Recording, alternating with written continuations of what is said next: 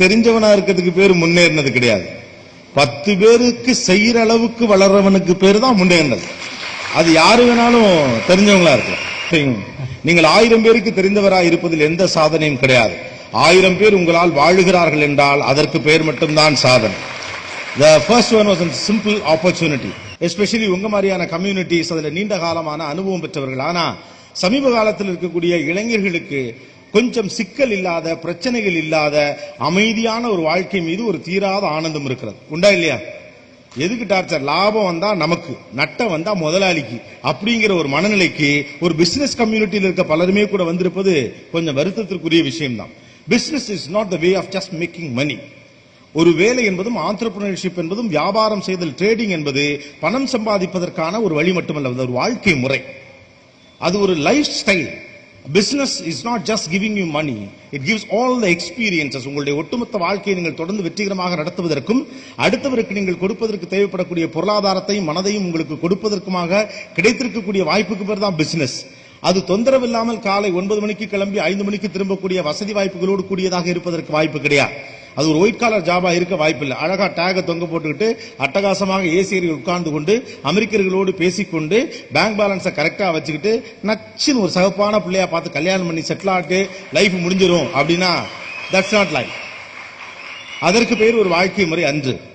அது உங்களுக்கு கடைசி வரை என்ன விஷயத்தை கையில் கொடுத்திருக்குன்னா கொஞ்சம் பொருளாதாரத்தையும் உங்களுக்கான ஒரு குடும்ப வாழ்க்கையும். பிசினஸுக்கும் ஒரு இடத்தில் வேலை பார்ப்பதற்கும் அடிப்படையிலேயே ஒரு வித்தியாசம் இருக்கிறது. வேலை பார்ப்பதற்கு ஒரு மனசு வேணும், பிசினஸ் நடத்துறதுக்கு ஒரு மனசு வேணும். The person who is ready to take a risk is a businessman. எவன் ஒருவனால ரிஸ்க் எடுக்கிறதுக்கு துணிச்சல் இருக்கோ அவன் மட்டும்தான் பிசினஸ் மேனாவே முதல்ல இருக்க முடியும். that's an attitude. ரிஸ்க் எடுக்கிற ஆட்டிடியூடுங்கிறது ஒரு பிசினஸ்ல இருந்து கிடைக்குதுங்கிற காரணத்தினால மட்டும் ஒருத்த பிசினஸ் செய்யணும்னு சொல்லவில்லை. ஆனா ரிஸ்க் எடுக்கிற ஆட்டிடியூடுங்கிறது வாழ்க்கையில தேவைப்படுது, சமூக சூழல்ல தேவைப்படுது.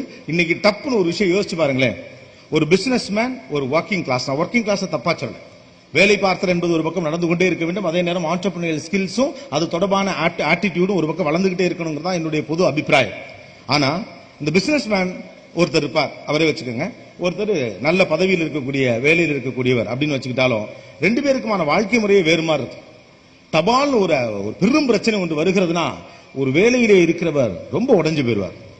ஆனா ஒரு பிசினஸ்ல இருக்கவர் பாத்துக்கலாம்டா அப்படின்னாரு. 10 நிமிஷம் 20 நிமிஷம் மேக்சிமம். அதுக்கப்புறம் ஒரு டீயை குடிச்சுட்டா திடீர்னு கோடீஸ்வரர் ஆன மாதிரி 1 ரூபா டீல ரெடி ஆயிருவாங்க. குறைவாக சம்பாதிக்கிறானோ அவன் தன்னுடைய குடும்பத்தை காப்பாற்றுகிறான்.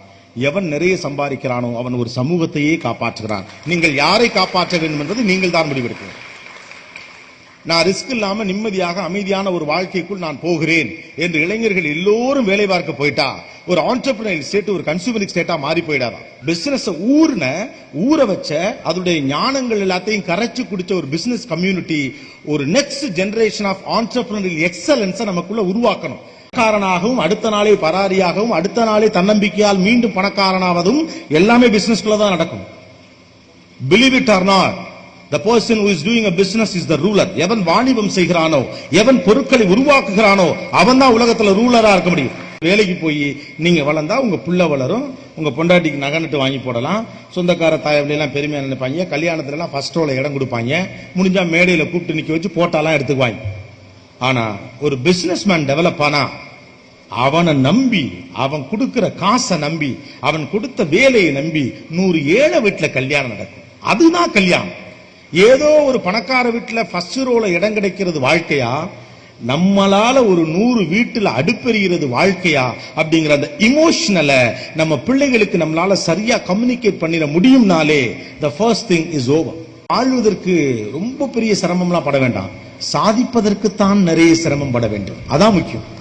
Even a dead fish will flow with the water. ஒரு செத்து போன மீன் கூட தண்ணி ஓடுற ஓட்டத்தோட அப்படியே ஓடும். ஓடுமா ஓடாதா? செத்து போன மீன் தண்ணி ஓடுற ஓட்டத்தோட அதோட போயிட்டே இருக்கும், அதுவும் மிதக்குது.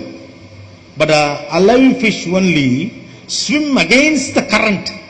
தண்ணியை எதிர்த்து அடிச்சு இப்படி போகுது பாருங்க, அதுக்கு பேர் தான் உயிருள்ள மீன். நீங்கள் உயிருள்ள மனிதனாக இருந்தால் பிரச்சனைகளை எதிர்கொள்வதற்கான மனத்திடம் உங்களிடம் வேண்டும். பிரச்சனைகளை எதிர்கொள்வதற்கான மனத்திடத்தை பெறுவதற்கான வழி நீங்க ஒரு ஆண்டர்பிரினரா இருப்பதன் மூலம் மட்டுமே அதிகமாக சாத்தியப்படும். முடியாது. இன்னைக்கு நீங்க ஜெயிச்சவங்க எல்லாருக்கும் உள் மனசுக்கு நல்லா தெரியும், நீங்கள் ஜெயித்ததுடைய பின்னணியில ஒரு பக்கம் உங்களுடைய கடின உழைப்பு இருக்கலாம், இன்னொரு பக்கம் உங்களுக்கு கிடைத்த பொருளாதார வாய்ப்பு இருக்கலாம், இன்னொரு பக்கம் உங்கள் நண்பர்கள் இருக்கலாம், இன்னொரு பக்கம் உங்கள் உறவுகள் இருக்கலாம்.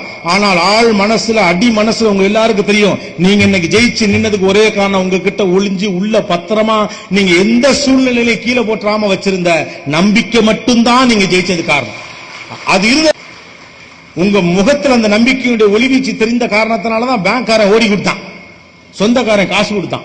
உங்க மூஞ்சிய லைட்டா கலவரமா கன்ஃபார்மா தோத்துருவேன் அப்படிங்கிற மாதிரி இருந்துச்சுன்னு வச்சுங்களேன், ஒரு பேரும் கொடுக்க போறது கிடையாது. Education is a temporary solution, confidence is the permanent solution.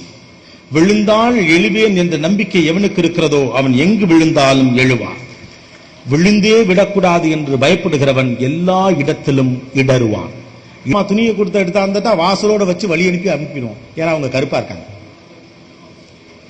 ஒரு சாதாரண மனிதனின் உணர்வுகளை புரிந்து கொள்வதற்கான வாய்ப்பு ஒரு பிள்ளைக்கு நீங்கள் சொல்லிக் கொடுக்கவில்லை என்றால் சாதாரண மனுஷங்கிட்ட எப்படி சார் பிசினஸ் பண்ணுவான்?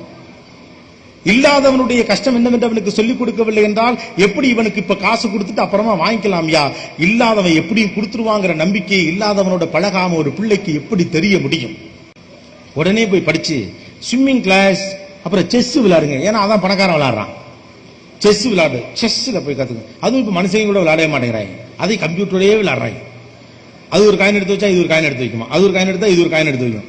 ஒரு கட்டத்தில் பார்த்தா கடுப்பாயிட்டு இவங்களே செட்டப்பை மாத்தி அதை தோக்கடிச்சிருவாங்க. இவங்களே இந்த ஆர்குமெண்ட் மாத்தி அதோட சிஸ்டத்தை ஐடியாவை மாத்தி விட்டு இவங்களே இப்ப டப்பு நடிச்சு நான் ஜெயிச்சிட்டேன் அப்படின்றது பிடிக்க. அப்புறமா இழுத்து பிடிச்ச ஆங்கிரி பேர்ல கட்டடத்தை உடைக்கிறது. தெருவில் விளையாண்டு கொண்டிருந்த பிள்ளைகள் கட்டுப்பாட்டுக்குள் இருக்கக்கூடிய விளையாட்டுக்குள் போகிறார்கள். நாலாபுரமும் மனிதர்கள் தெரிக்க இருக்கக்கூடிய ஒரு தேசம் அது. அங்க ஒருத்தர் வேற மாதிரி இருப்பான், இங்க ஒருத்தர் வேற மாதிரி இருப்பான், அங்க ஒருத்தர் வேற மாதிரி இருப்பான், இங்க ஒருத்தர் வேற மாதிரி இருக்கான். மக்க மனுஷ கூட பழகணும் அப்படிங்கிற வாழ்க்கை முறை தொலைந்து போனதுதான் பிசினஸ் ஆட்டிடியூட்ல இருந்து நம்முடைய பிள்ளைகள் கொஞ்சம் கொஞ்சமாக வெளியே போனதற்கான காரணம். இருக்கிற போதும் இல்லாததை அறிமுகப்படுத்துவதற்கு பெயர் தான் வாழ்க்கை. எல்லாமும் இருக்கிற போதும் இல்லாததை செய்வதற்கான துணிச்சலை பெறுவதற்கு பெயர்தான் வியாபாரம். வாழ்க்கையும் வியாபாரமும் ஒன்றோடொன்று தொடர்புடையது. பிள்ளைகளிடம் தன்னம்பிக்கையை கொடுங்கள், தானாக நம்முடைய பிள்ளைகள் மிகப்பெரிய விற்பனர்களாக வருவார்கள். உங்களிடம் இருக்கக்கூடிய கிரியேட்டிவிட்டியை டெக்னாலஜி ரூட்ல கன்வெர்ட் பண்றதுக்கான ஒரு மிகப்பெரிய ஸ்பேஸ் நம்ம கிட்ட இருக்கு. அதை தயவு செஞ்சு விட்டுறாதீங்க.